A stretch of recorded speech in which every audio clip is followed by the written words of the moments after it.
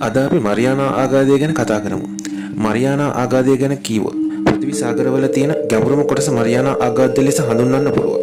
මෙම සාගර පතුල පිට තියෙන්නේ පැසිෆික් සාගරයේ මරියානා දූපතට නැගෙනහිර දිශාවට වෙන්න. මේ හැඩය සහ විශාලත්වය ගැන විස්තර කළොත් අර්ධකවාකාර හෝ අඩසඳක හැඩයක් ගන්නවා. මෙම සාගර පතුලේ දිග කිලෝමීටර් 2550ක් පමණ වෙනවා. මේ පළල කිලෝමීටර් 69ක් පමණ වෙනවා. මරියානා ආගාධයේ ගැඹුරුම ස්ථානයේ චැලින් ද ඩීප් ලෙස හඳුන්වන්න පුළුවන්. එහි උපරිම ගැඹුර මීටර් 10984ක් වගේ වෙනවා. කිලෝමීටර් 11ක් කියලා අපිට ගන්න පුළුවන්. ලෝකයේ උසම කන්ද වන එවරස් කන්ද සමග මේ සංසන්දනය කළොත් එවරස් කන්දේ උස මීටර් 8848ක් පමණ වෙනවා.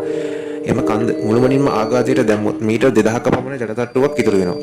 මෙහි පතුලේ පීඩනය සාමාන්‍ය මුහුදු මට්ටමේ පීඩනයට වඩා 10 ගුණයකටත් වඩා වැඩි. මෙම අධික පීඩනය වගේම පූර්ණකාලීන අන්ධකාරයක් සහිත පරිසරයක් තිබුණත් මෙහි විශේෂිත ශුද්ධ ජීවීන් හා මත්ස්‍ය වර්ග කිහිපයක් ජීවත් වෙනවා. ආගාධයේ සමහර කොටස්වල උණුදිය උල්පත් දකින්න තියෙනවා.